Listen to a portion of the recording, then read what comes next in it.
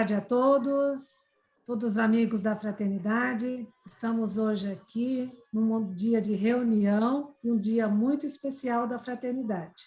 Quero agradecer a presença da nossa convidada Lília, que vai nos brindar aí com uma palestra. Muito obrigada, Lília. Estamos muito honrados com a sua presença. Quero agradecer a presença de todos os nossos parceiros, a presença dos nossos associados do CIESP que estão presentes. Muito obrigada a todos. Eu gostaria só de, antes de passar a palavra para a nossa presidente Zaira, falar um pouquinho sobre o nosso trabalho nessa pandemia. Agradecer a todos, porque esse trabalho tem sido um esforço conjunto de toda a fraternidade e dos nossos amigos. Nós entregamos já 60 mil marmitas a moradores de rua, entregamos quase 8 toneladas de alimentos, entregamos 15 mil máscaras, 500 litros de álcool gel. E tudo isso é uma vitória que nós temos conseguido através da parceria de todos os nossos amigos.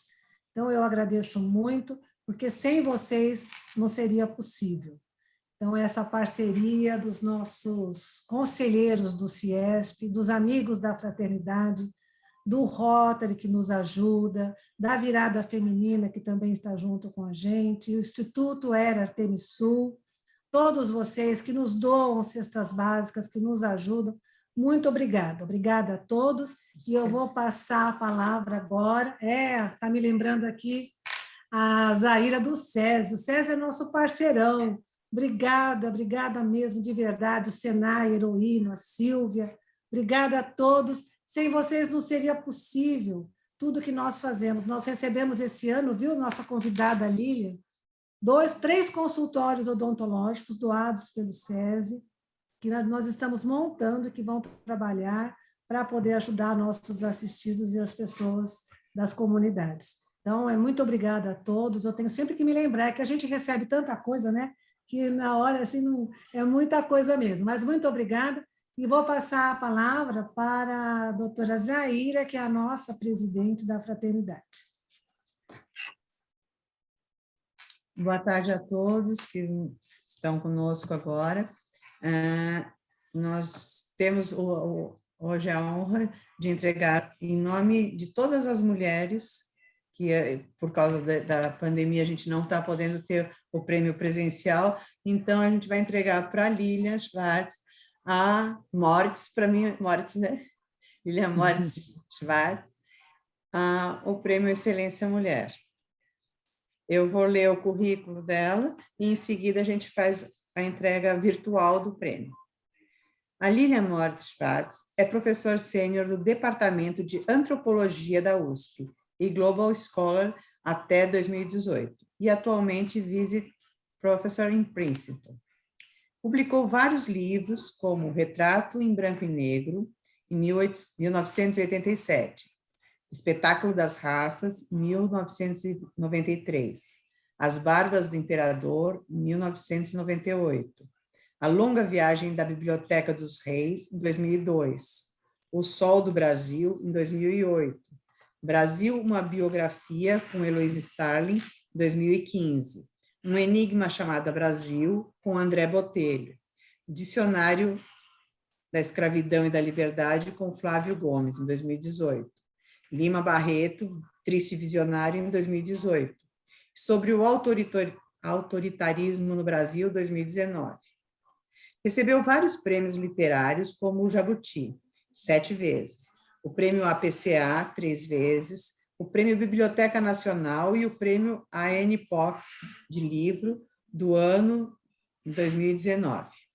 Foi curadora de algumas exposições, como A Longa Viagem da Biblioteca dos Reis, em 2006, Nicolas Antoine Tonnet, uma tradução francesa, Trópicos, 2008, Uma História do Brasil, com Boris Casoy, em 2013, São Paulo, Rio de Janeiro, Brasília, Curitiba, Belo Horizonte. Histórias Mestiças, com Adriano Pedrosa, em 2014, São Paulo. Histórias da Infância, em 2016, em São Paulo. Histórias da Sexualidade, 2017, em São Paulo. Histórias Afroatlânticas, com Adriano Pedrosa, Ayrson Heráclito, Hélio Menezes e Tomás Toledo, em 2018, em São Paulo. Histórias das Mulheres, 2019, São Paulo. Teve bolsa em Guggenheim Foundation, 2006, 2007, e da Johnson Carter Brown Library, em 2007. Foi professora visitante das universidades de Oxford, Leiden, Brown em Ticker, professor na Columbia University, em 2008. Membro da Harvard Brazilian Office, em 2008 e 2012. Recebeu a Comenda do Mérito Científico em 2010 e é membro do American Committee Human Rights. Escreve regularmente em jornais brasileiros como a Folha de São Paulo, Estado de São Paulo, Globo e Nexo, onde tem uma coluna desde 2016. Desde 2015 é curadora adjunta para Histórias do MASP, Museu of Modern Art of São Paulo. Parabéns, isso é um pequeno pedacinho do que essa maravilhosa pessoa faz com tanta propriedade. Então, agora a gente... Daniel, você pode soltar a vinhetinha para a gente premiar a Lília.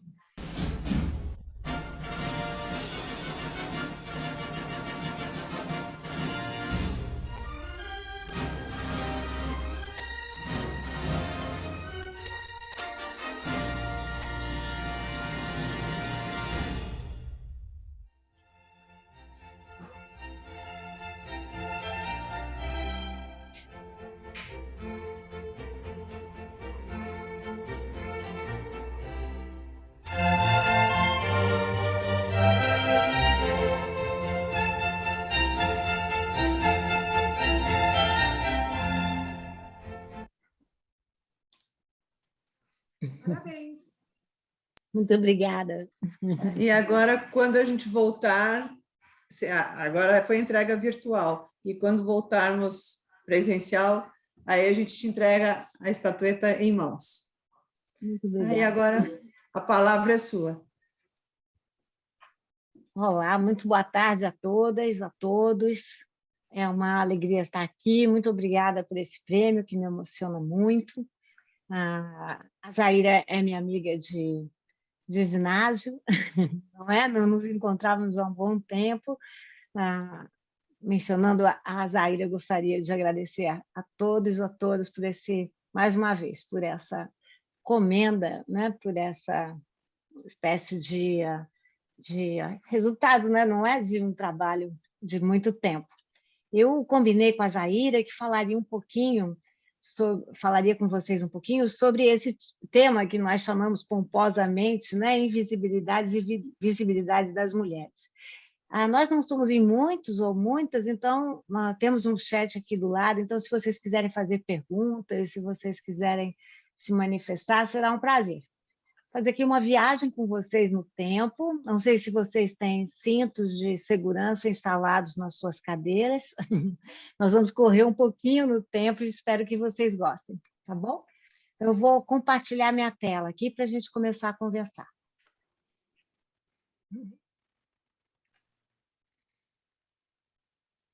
Colocar grande.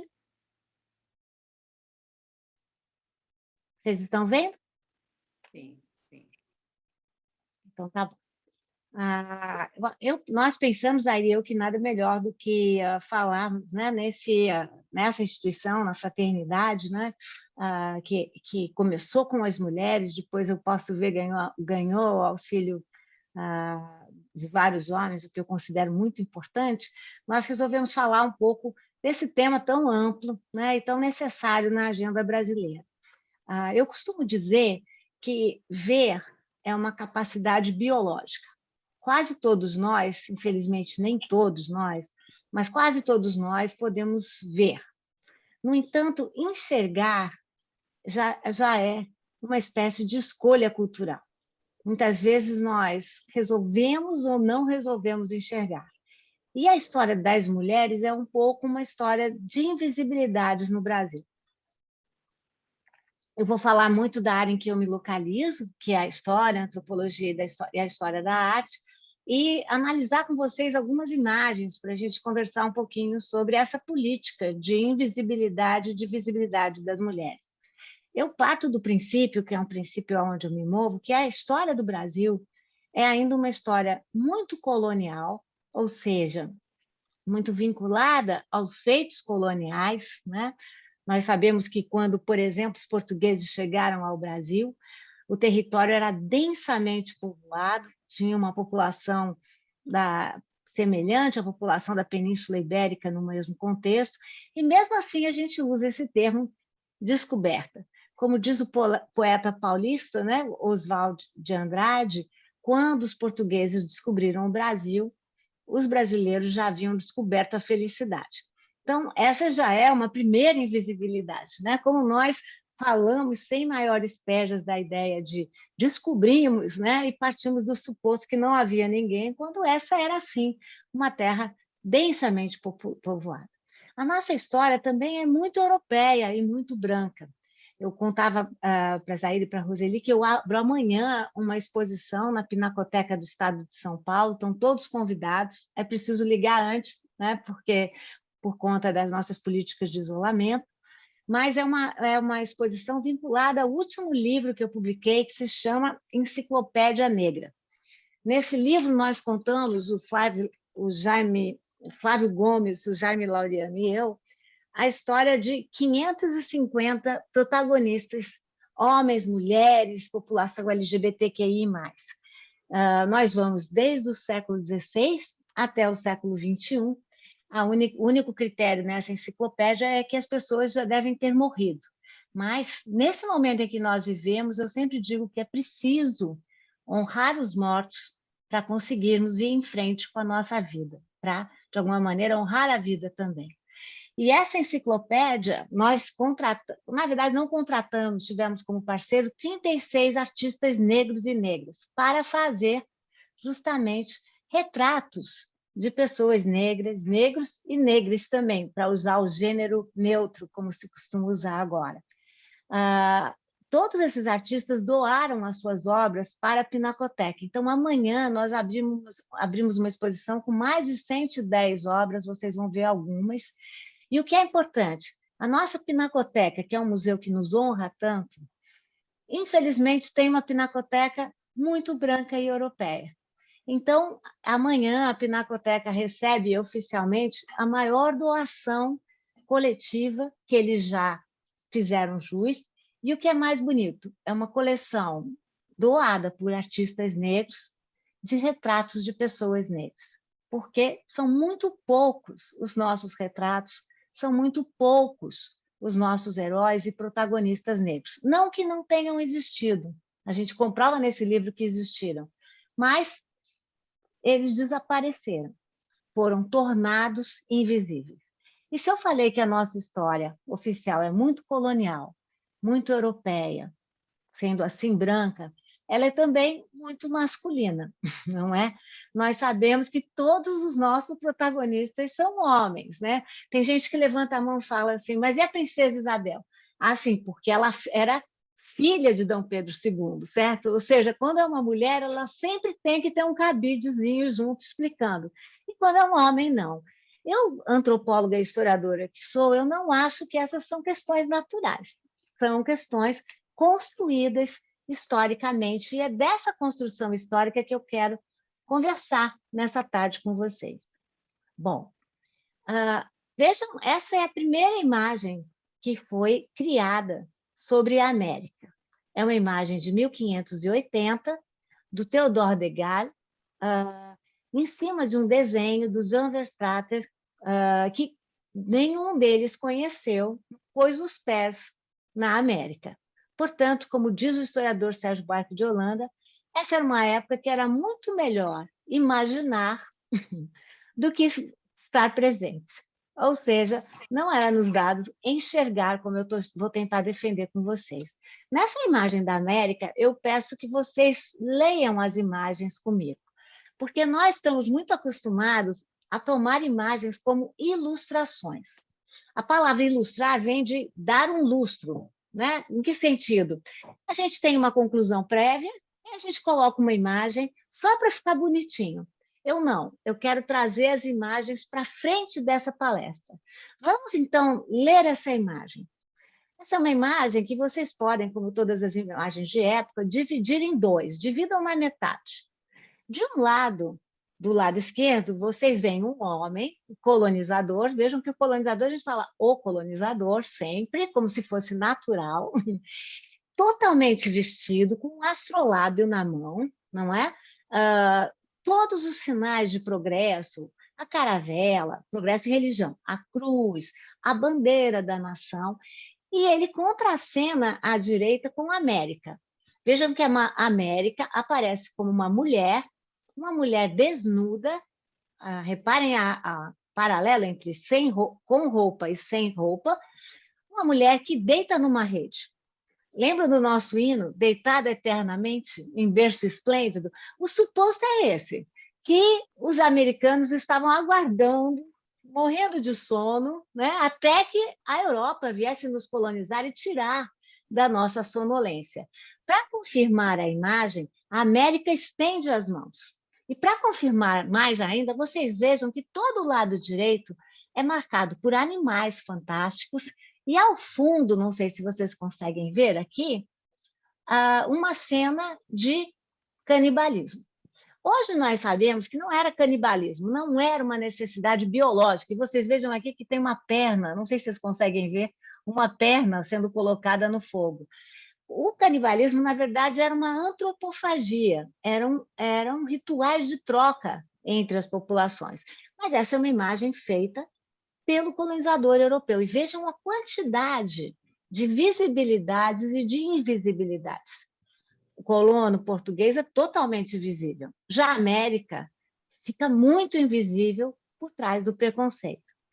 Eu vou correr, senão eu falaria com vocês, esse é o tema de um semestre inteiro meu. Eu vou falar aqui em meia hora. Então, se for muito rápido, vocês depois me interrompam. Essa imagem de América ficou bastante preservada, essa ideia da América como uma mulher que se submete ao homem. Talvez a segunda imagem, que todos vocês devem conhecer, é uma imagem que advém do romance de José de Alencar, Iracema. Todos nós temos que ler. Zaira, Milton, nós lemos no ginásio, certo? Bom, o que os professores não nos contam é o que está por trás da história do José de Alencar, que é um romance de formação. Não sei se vocês já viram, mas Iracema é um anagrama do quê? De América. Né?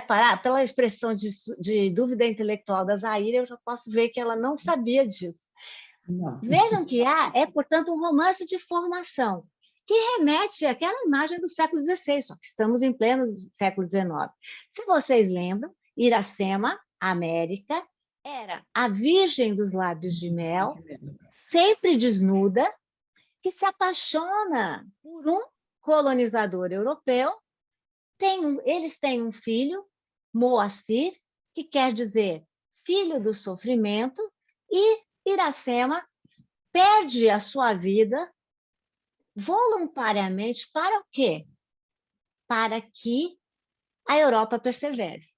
Tanto que a última imagem são o pai e o filho numa corrente de rio, levando a ideia da civilização. Nessa imagem do José Maria de Medeiros, uma imagem de 1884, um pouco mais tardia do que o livro, vocês veem a ideia de uns trópicos paradisíacos, sem nada, né? Sempre sem nada, isso é muito interessante. Iracema desnuda também, e com uma flecha do seu lado. E ela vai, em poucos minutos, morrer. Essa é uma tela que anuncia uma morte, que é muito importante para a gente pensar. Semelhante é a imagem de Moema. Vocês vejam que é a mesma tópica.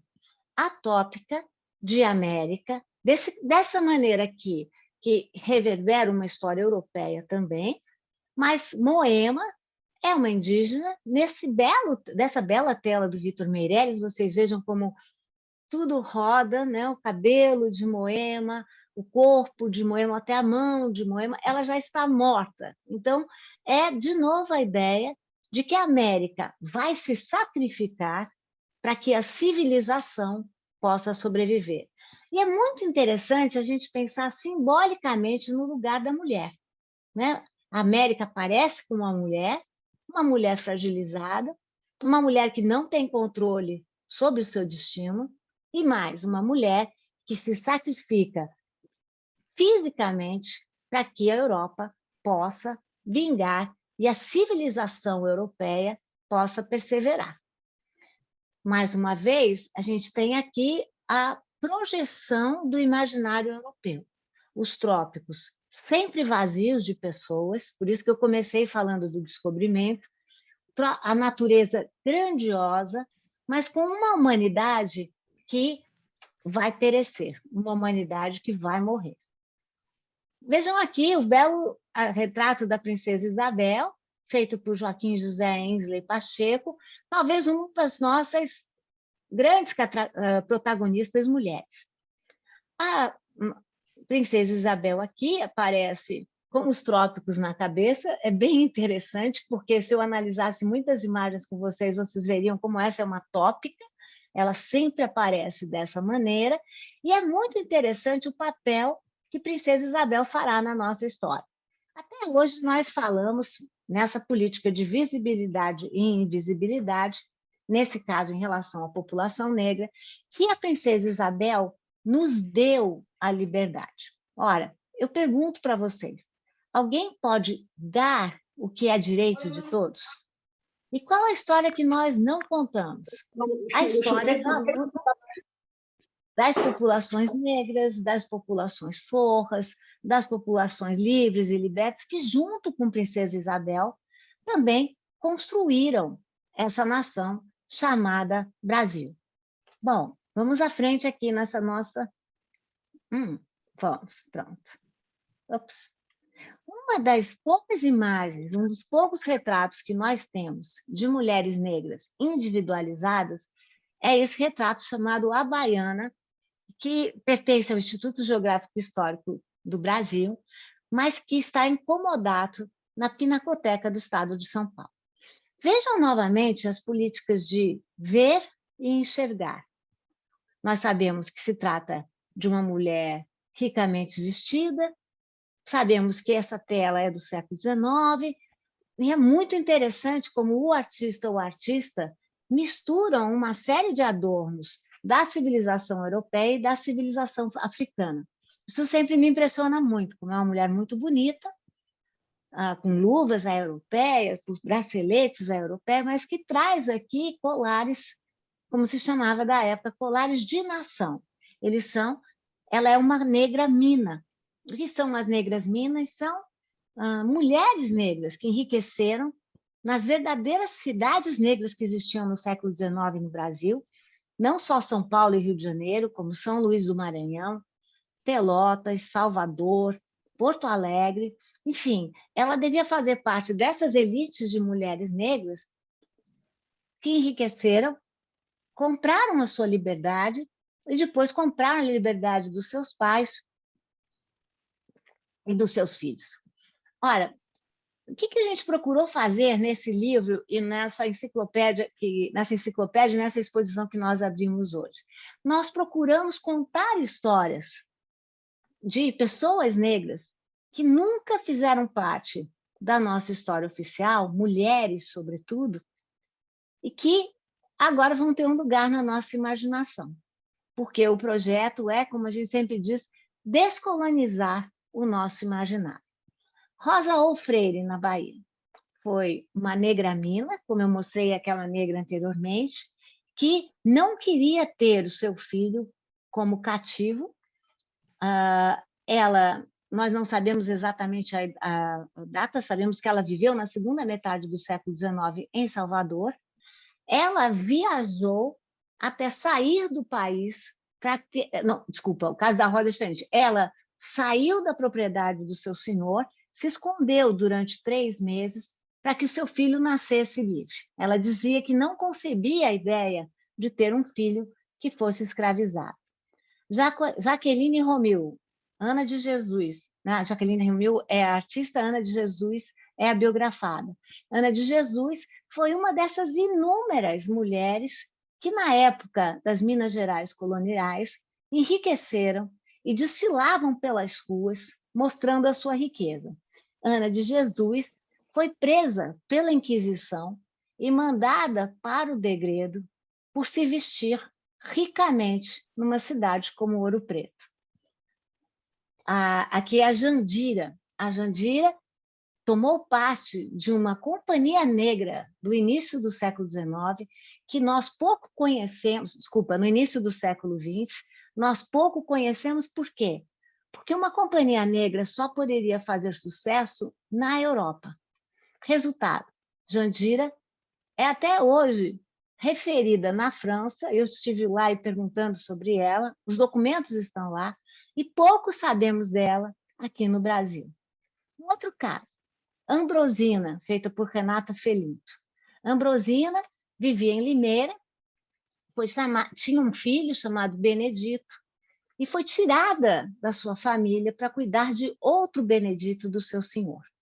Ocorre que o Benedito, filho do seu senhor, acaba morrendo por um problema que até hoje não sabemos qual é, e nós encontramos Ambrosina porque ela passou por um processo super grande para justificar que ela não tinha amamentado o seu Benedito para amamentar o Benedito do seu senhor. Mas ela alegava que havia feito o melhor para poder dar de mamar aos dois. Eu vou passar aqui que eu não tô. Essa imagem aqui é da Germana. O Bruno Battistelli faz essa imagem maravilhosa de uma senhora já mais velha. Ela só foi liberta aos 67 anos. Isso porque ela pagou 2 vezes pela sua alforria e moveu processos contra o seu senhor por 2 vezes. Vejam, portanto, que são histórias de mulheres que fizeram história. Mas como eram mulheres e eram negras, desapareceram dos nossos compêndios de história. Essa é a grande Rainha Marta. A Rainha Marta era chamada de rainha num quilombo em Iguaçu. Ela promoveu uma série de insurreições nesse contexto, mas é interessante como até a história da escravidão fala mais dos líderes quilombolas homens do que das líderes mulheres e que foram, enfim, se surgiram contra o sistema. Essa é uma imagem maravilhosa da Pamela Castro sobre a Catarina Cassange.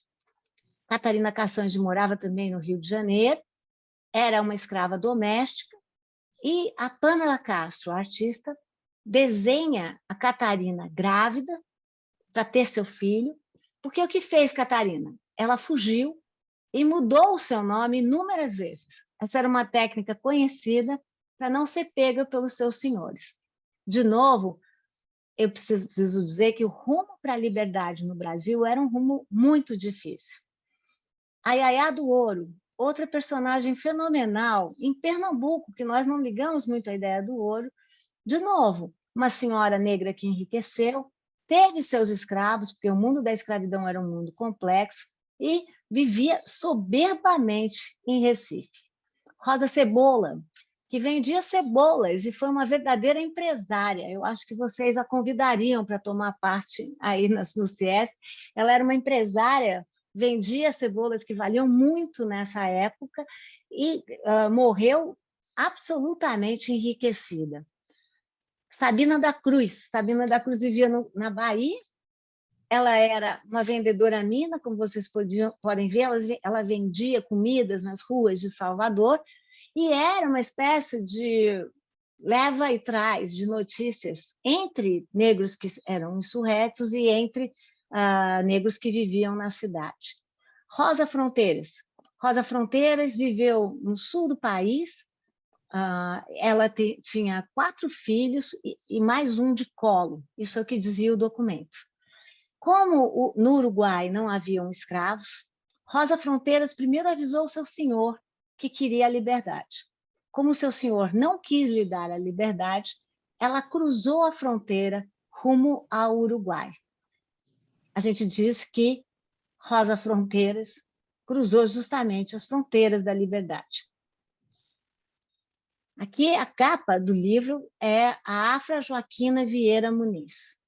A Afra, nós colocamos como capa, não só porque era uma mulher, mas também porque ela foi desenhada por uma mulher, a Mônica Ventura, e também porque ela é um personagem bem ambivalente. A Afra enriqueceu muito vendendo nas ruas da cidade, tinha uma loja, nós sabemos até o número da loja, e ela deixou um testamento que as suas escravizadas só teriam a liberdade quando ela falecesse.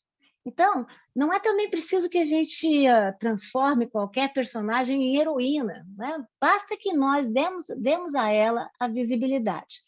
Vou trocar de registro. Como disse a Zaira, eu trabalho no Museu de Arte de São Paulo. Sou uma curadora para histórias lá. Nós chamamos esse grupo que se chama Guerrilla Girls, elas chamam porque na verdade são gorilas, mulheres gorilas, elas viajam o mundo todo, nós não sabemos a identidade delas, elas vieram ao MASP e o que elas fazem? Elas analisam os acervos dos museus, para mostrar como também a história da arte é profundamente europeia e masculina. Tentem lembrar, quando a gente chama de história universal, nós só lembramos de artistas homens e só europeus, franceses, italianos, no máximo os norte-americanos.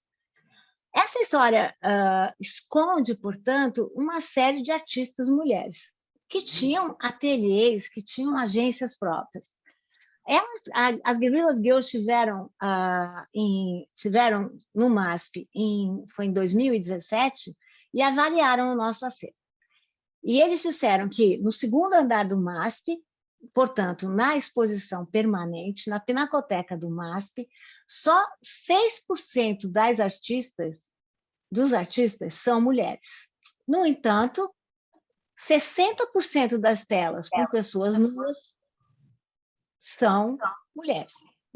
Então, vejam o que a gente chama de objetificação do corpo feminino.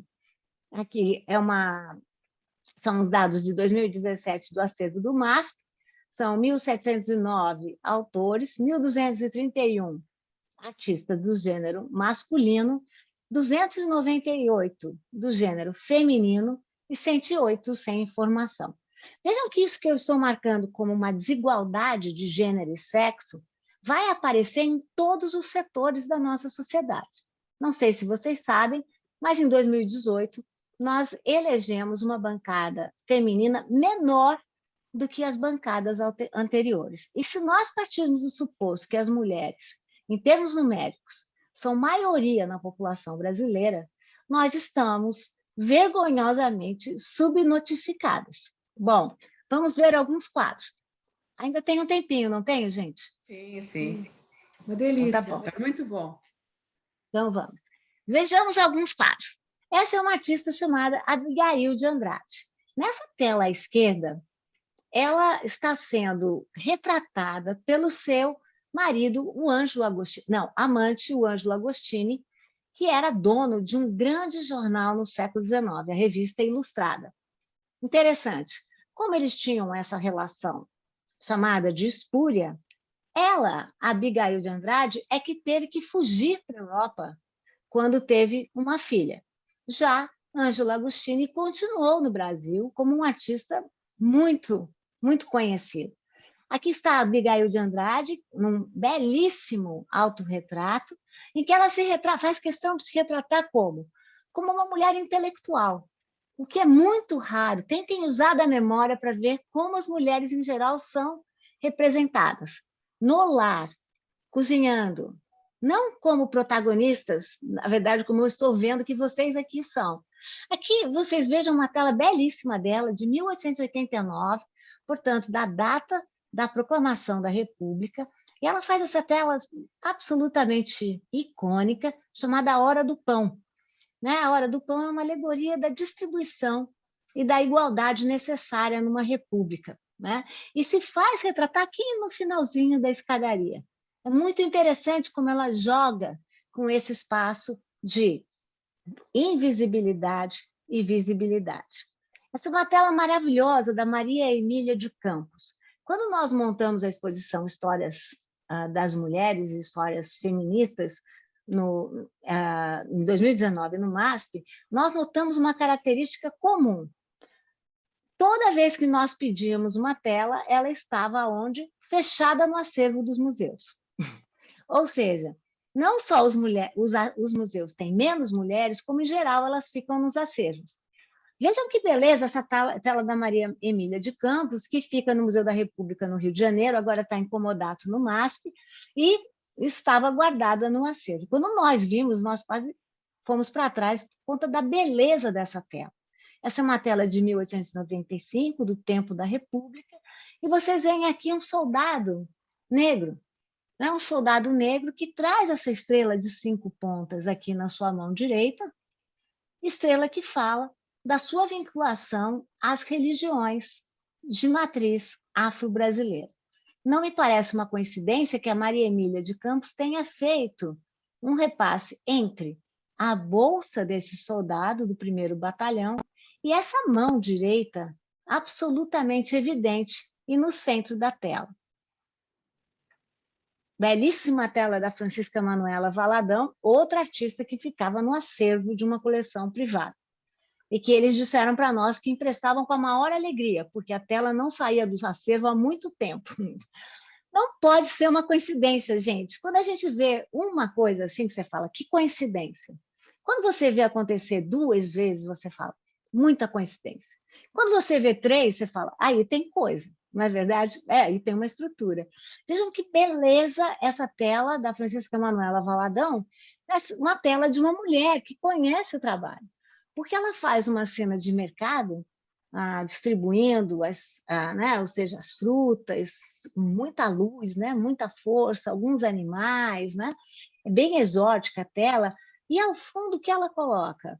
Coloca justamente aquelas negras minas que eram tão poderosas. Estão vendo aqui no fundo? Ou seja, elas não são um detalhe, elas são as donas das barracas e elas que vendem essas frutas. Maria Auxiliadora. Vocês já repararam que nós, em geral, quando falamos de arte, falamos essa é uma arte, falamos com A maiúsculo, arte universal, e quando vamos falar de outras artes, ou a gente fala artesanato, ou nós chamamos de arte naïve, ou então arte primitiva. Pois bem, Maria Auxiliadora, durante muito tempo, foi chamada de arte primitiva. Olha, gente, eu vivo num mundo em que a gente tem que desconfiar das palavras, né? E vejam que é uma artista mulher, tem uma produção sensacional e que durante muito tempo passou com essa subcategoria, arte primitiva. Por que será que a gente separa arte de artesanato? Por que será que a gente chama de arte universal, a arte europeia, sobretudo, no máximo norte-americana, e as outras nós classificamos como arte negra, ou arte indígena, ou arte popular? E nas classificações há um mundo de preconceitos que a gente tem que anotar. Essa tela da Maria Auxiliadora da Silva, uma artista mulher negra maravilhosa, se chama Velório de Noiva, ela que morreu tão jovem, e ela que fazia essas suas telas misturando um instrumento eminentemente feminino, né, que é a renda. Né? Ela misturava renda, tricô, crochê, para elevar essa atividade não como artesanato, mas como trabalho, né, como produção. Maria Graham, uma artista que estava no acervo do MASP com a sua tela totalmente destruída. De novo, é coincidência? Eu não acho. E ela faz esse belo horizonte da Baía da Guanabara. Anita Malfatti, a estudante, né? Temos tantas aqui, a Marianne Clementine, a Alcipe, mas eu quero mostrar agora as mulheres nuas e seus autores masculinos. Conseguem ver a discrepância na representação? Ou seja, quase não existem mulheres artistas, mas existem muitas mulheres nuas no acervo do MASP. Aqui para vocês terem dados. As obras nos cavaletes são as obras que aparecem naquele 3º andar, vocês devem conhecer, né? Aqui vocês têm todos os dados para poderem pensar um pouco nesse regime de coincidências ou não. Essa é a única foto de uma mulher com um nu masculino. Podiam existir muitas, né? Mas não existem. A grande maioria são, de fato, os nus femininos, que eu nem tenho tempo de falar sobre cada uma delas, porque senão tomaria todo o tempo de vocês.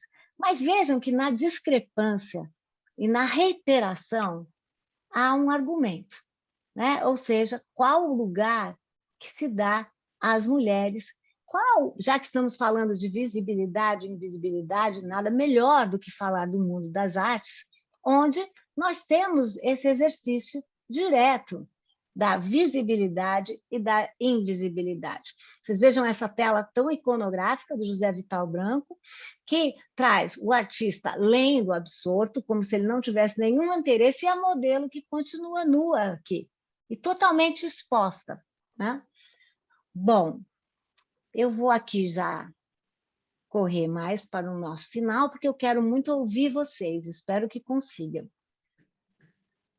Bom, talvez um grande exemplo para a gente já chegando aqui na nossa contemporaneidade de mulheres visíveis e invisíveis foi Marielle Franco. Marielle Franco foi eleita a terceira vereadora mais bem votada na cidade do Rio de Janeiro. A Marielle Franco, que morou a vida inteira na favela da Maré, que se dizia uma representante da favela da Maré, uma representante negra e LGBTQ+, da comunidade da Maré, não escapou das estatísticas, né? Ou seja, vocês sabem, ela foi barbaramente assassinada em 2018, e até hoje nós ainda queremos saber quem mandou matar Marielle Franco. Esses são exemplos de visibilidade e de invisibilidade. Agora, tomara que funcione, eu quero dar um exemplo ainda mais contemporâneo para vocês. Em 2019, o Ministério da Educação e Cultura fez uma propaganda com uma mulher negra anunciando um curso, né? Bolsas de 50% a 100% numa instituição particular. Até aí, acho muito bacana. Eu gostaria, já que nós estamos fazendo só isso, que vocês apurassem o olhar agora comigo. Essa é uma moça negra, muito linda, que com a mão esquerda aponta para o diploma de formatura, sem dúvida, um símbolo para todas as mulheres. O que é a mensagem diz assim, pelas subliminares? A ideia de que, como é difícil uma mulher negra chegar ao canudo. Se eu não convenci vocês, eu quero que vocês me digam, alguém abre o microfone para dizer se não há algo de estranho nessa foto. Há algo de muito estranho, gente. Alguém notou?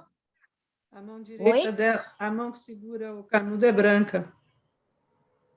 E a mão que não segura é? Negra. Então, vejam que interessante. Zaira tem toda a razão. É subliminar, mas o que essa imagem está dizendo? Que quem... A cultura era branca. A formatura é branca. Agora... será que eu não vou conseguir passar aqui? Vou. Prestem atenção. Essa é a propaganda que passa também. Eles tiraram do ar rapidamente tanta reação que causou, mas eu consegui guardar. Querem que eu passe de novo? Que ela passa bem rapidinho, gente. Vou de novo, tá?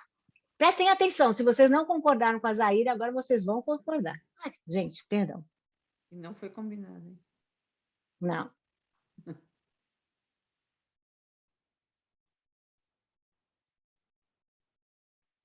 Agora, o contrário. Como assim? A esquerda negra e a da direita ela é toda branca. Exato, mas a menina fica totalmente branca, né? Inclusive no seu rosto. Olha, o que diz essa mensagem? Estamos trabalhando aqui na intersecção de duas invisibilidades. A invisibilidade negra e a invisibilidade das mulheres. E eu tentei trazer para vocês um exemplo bem contemporâneo. Eu vou terminar contando uma historinha. Dizem que historiadores sempre têm uma história para contar. Eu sou fã de carteirinha de uma escritora negra chamada Toni Morrison. Toni Morrison escreveu uma série de livros, todos eles belíssimos. Em geral, ela mexe com a história, e, em geral, são mulheres negras, né? Mulheres negras que viveram a escravidão ou não, mulheres negras que depois se empoderam. Mas o caso de Amada, de Beloved, É a história, eu não vou dar nenhum spoiler, porque ela conta isso logo no comecinho, é a história de uma casa, a casa 421. E diz a Toni Morrison, na casa 421 moravam 3 mulheres. Na casa 21 moravam 3 mulheres que sofriam com o final da Guerra Civil e com os horrores da Guerra Civil, mas 3 mulheres que sonhavam com a liberdade. Mas ela nos conta mais, que na casa 421 moravam 2 mulheres reais e um fantasma. Quem era o fantasma?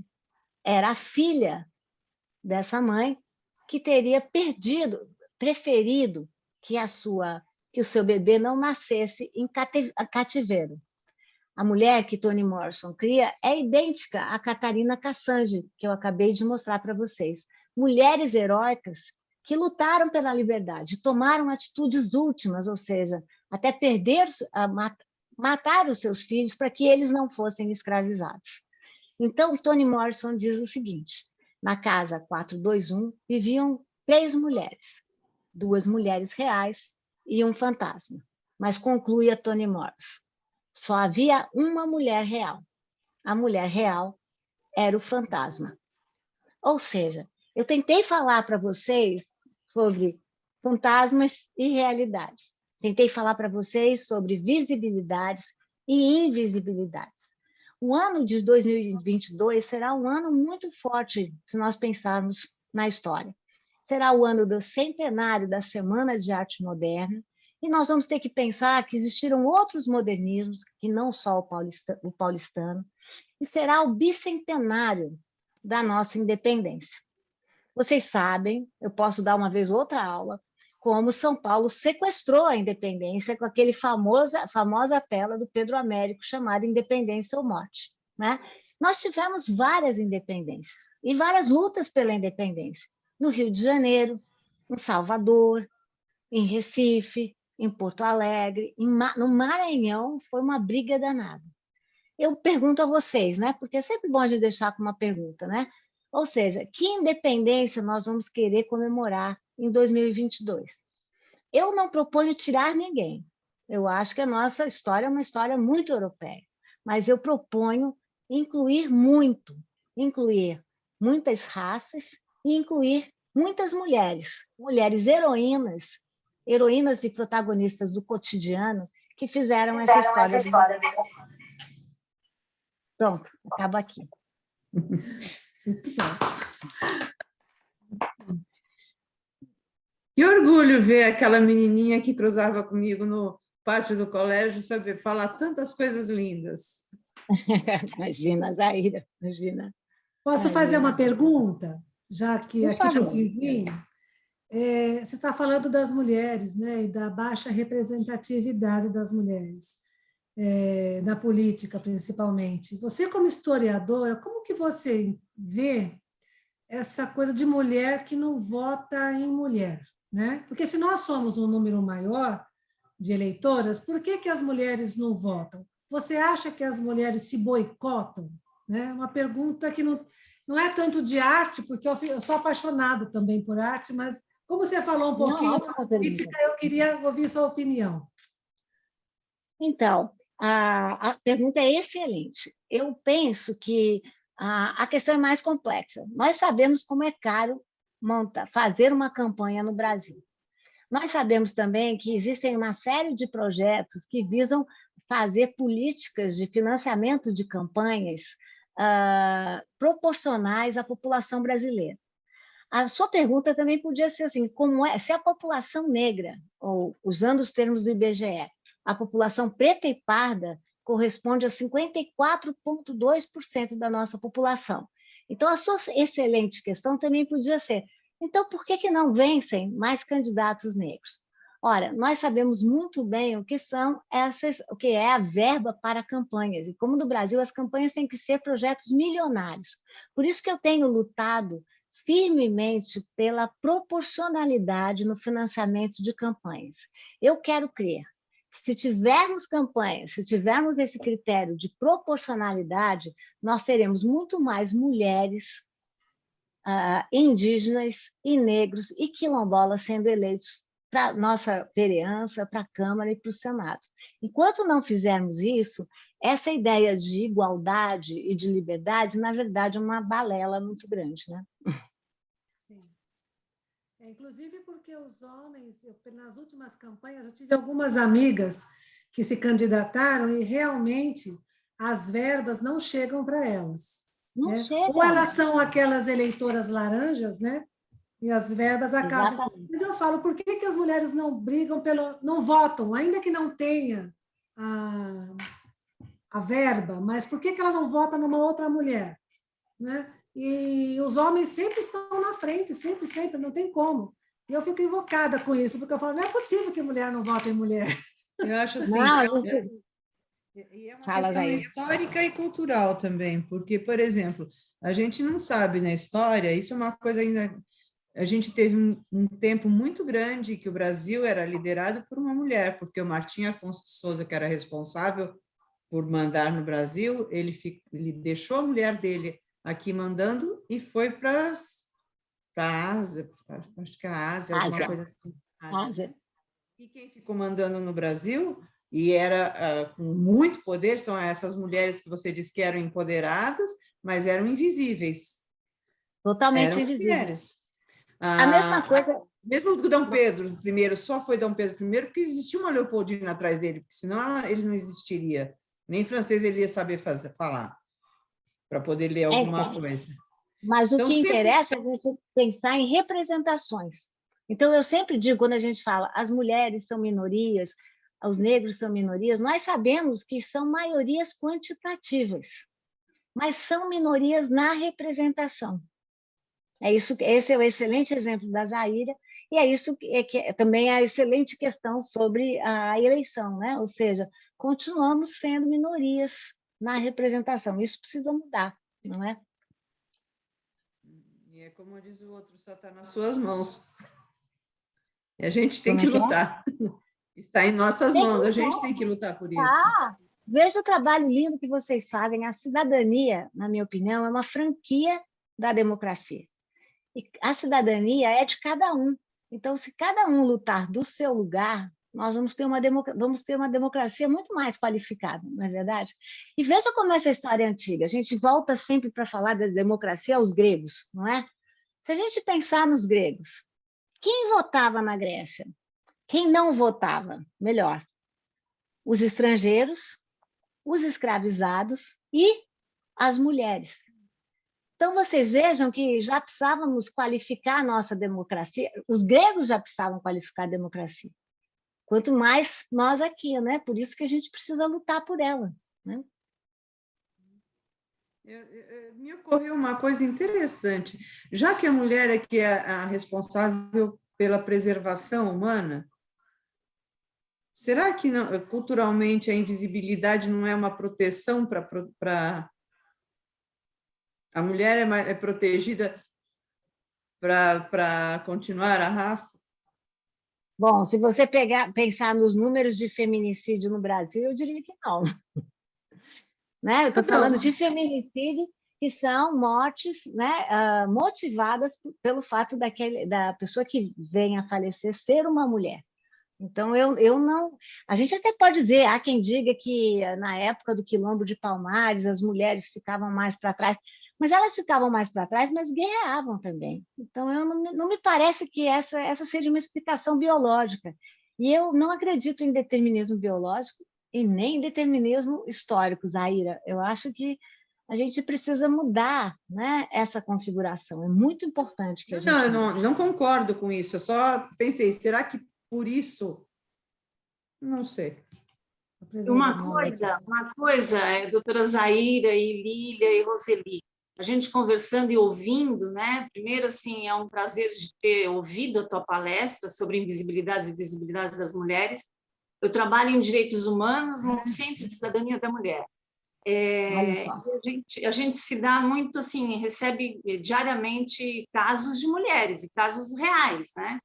E dessa história, essa historicidade de mundo, Brasil, América Latina, mulheres fortes sempre houveram, mulheres fortes sempre existiram, só que elas tinham de se fazer invisíveis para que elas pudessem seguir.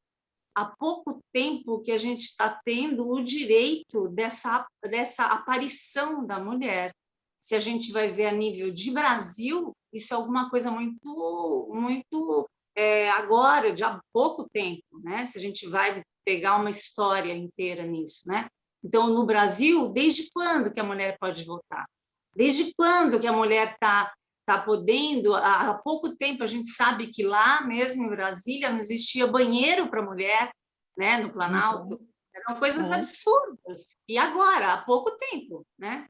Então, o que a gente vê é que a cidadania que você citou aí, a palavra cidadania, é isso da gente abrir o espaço para que as mulheres, junto com os homens, tragam uma reflexão profunda para que se construa uma ética humana. E o que é uma ética humana? É uma construção igualitária, seja de gênero, seja de raça, seja de cor, mas que essa cidadania seja descrita e desenvolvida, né?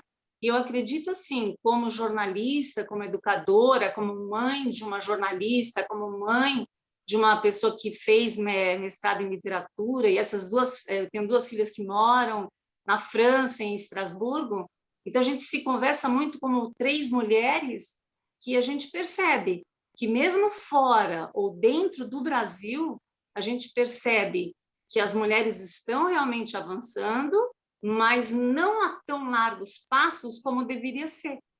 E são nesses momentos que a Aca Laurence está nos proporcionando para mais uma reflexão que a gente vai conseguir construir. E construir uma cidadania ativa e real, né? Concordo totalmente. As mulheres só podem votar desde 1934, quer dizer, é muito pouco, né? E, mesmo assim, tivemos muitos momentos em que não pudemos votar, ninguém, né? Então, acho que é preciso que a gente coloque na pauta esse tipo de tema. E eu, como historiadora e antropóloga que sou, eu luto muito para que as mulheres estejam. Eu escrevi um livro chamado Brasil, uma biografia, e eu lembro que eu não recebi uma ou nem 2 perguntas, várias perguntas de jornalistas cuja questão era a seguinte: como você se sente, enquanto mulher, escrevendo a história do Brasil? Aí eu, depois que veio pela 3ª vez essa pergunta, eu falei: você faria essa pergunta para um homem? Ou você acha que os homens naturalmente podem escrever histórias do Brasil e que as mulheres é que não podem, né? Então, acho que a gente tem que reagir com a nossa educação, com a nossa força, trazer, eu vejo vários homens aqui, né? Trazer os homens para essa luta, né? Porque eu acho que essa é uma agenda cidadã que toma a nós todos, né? Não só as mulheres, e não só os negros, né? E se nós pensarmos na pandemia, vocês sabem muito bem que uma pandemia não traz nada de bom, mas o que ela faz é escancarar características de um país. No caso da pandemia, no caso da Covid-19 no Brasil, as populações que estão mais morrendo são as populações negras. Não sei se vocês viram as pesquisas da Folha dessa semana. E dentre as populações negras são as mulheres negras. Não se trata, de novo, de uma questão biológica, se trata de uma questão infraestrutural, porque nós sabemos que são mulheres que recorrem menos a uma medicina preventiva, são mulheres que vivem em lugares sem infraestrutura, né? Então, acho que a gente precisa prestar atenção nesses números e verificar como as mulheres são as mais vulneráveis. Isso sem esquecer a população trans, né? Que eu acho que a gente também tem que incluir nessa discussão depois, que é uma população. O Brasil, há 10 anos, é campeão de mortandade na população trans. E dessa população trans que morre, 78% são negras. Então, quando esses dados vão mostrando, enfim, o tamanho das lutas que nós temos que encampar, né? Que nós temos que trazer para frente, tirar da invisibilidade, né? Passar a enxergar de outra maneira. Né? Muito bom. É muito bom saber de uma mulher enxergando outra mulher e encabeçando uma luta de desinvisibilidade. Tem mais alguma pergunta, será? Tem mais alguma pergunta? Alguém, será? Aqui, eu acho que o Guilherme. Acho que é Guilherme.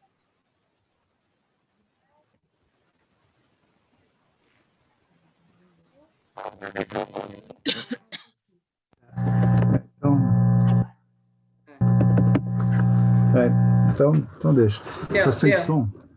Está com som agora. Está com som. Vamos ver se o som melhora aqui. Melhorou? Melhorou. Sim. Então tá. Então, assim, eu sou presidente do Lions, Nações de Cultura de Paz, sou irmão da Zaira, mas acompanho a Fraternidade Alcalorense já há bastante tempo, e há muito tempo que a Fraternidade vem trazendo uma pleiade de mulheres empreendedoras em vários segmentos, que acho que dá bem mais do que muitas centenas de mulheres já foram homenageadas, e todas muito representativas e importantes em cada segmento, né? Aqui, falando pela minoria, que nessa exposição os homens são minoria absoluta, né? Então, eu lembro que na PUC, em 83, numa matéria de antropologia mesmo, se discutia as sociedades tribais e se existiam matriarcais, né? E até tinham números que as sociedades primitivas eram matriarcais. Existiam números naquela época, não sei se isso mudou ou não. O que eu posso ver agora é que as mulheres estão se representando muito bem. Eu costumo brincar falando do exemplo da mulher do Martim Afonso de Souza, que nesses 500 anos as mulheres vêm mandando bem no Brasil, e a gente tem se acostumado bem. E um dado agora, de uma reunião da Associação Comercial agora, de 2 dias atrás, o Conselho da Mulher Empresária tem um dado novo, que 58% das mulheres que lideram a associação comercial, hoje, agora, essa associação comercial. Então, são dados que são bons, é sinal que vocês têm feito bem essa representação e sendo respeitadas nos segmentos que participam. Em relação ao movimento negro, eu participei pelo Lions e tal, da composição de samba de uma escola de samba que é liderada pela mulher, a Karen Darling. Ela fez uma escola de samba, a Leandro de Itaquera, e ela que comanda lá. Então, eu tenho a impressão que a mulher já está sendo bem respeitada, e agora nós temos que partir para a igualdade mesmo, para que isso seja respeitado sempre e não seja um fato isolado aqui ou ali, né? Então, acrescenta muito todas essas visões que nós pudemos ter aqui, inclusive focado sempre trazendo pela arte como uma evidência clara de que a mulher estava sempre sendo colocada de uma forma diminuída, né, na sua condição total. Muito, muito bom, muito obrigado por poder participar dessa reunião, e parabéns para todos, para você que está fazendo essa exposição, Lília, e para a Roseli, para a Zaira, para todos que estão participando, porque é simbólico. Essa reunião ela é uma reunião numerosa, geralmente, e com essa pandemia ela ficou uma reunião restrita, mas e num horário também que não era o comum. Então, certamente, ela vai ser divulgada nos meios. Vai ficar gravada. E aí, então, todas as mulheres que participaram de todas essas premiações certamente vão acompanhar e gostar muito, como nós estamos gostando. Muito obrigado. Obrigada.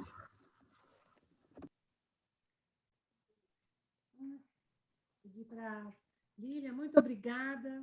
Vou deixar para você fazer as suas considerações finais aí, depois a gente faz as nossas despedidas. Se você tiver mais alguma coisa para acrescentar. Foi muito interessante, viu? Foi muito bom. Você sabe, Lília, vou colocar você aí depois. Nós estamos num grande projeto de nanoempreendedorismo para mulheres, porque agora as mulheres são chefes de família mesmo. E eu vou te convidar outras vezes aí para que você possa nos ajudar dando palestras a empoderar essas mulheres e para que elas possam tocar a sua vida e ser donas da sua vida e do seu destino. Muito obrigada, viu? Foi muito bom.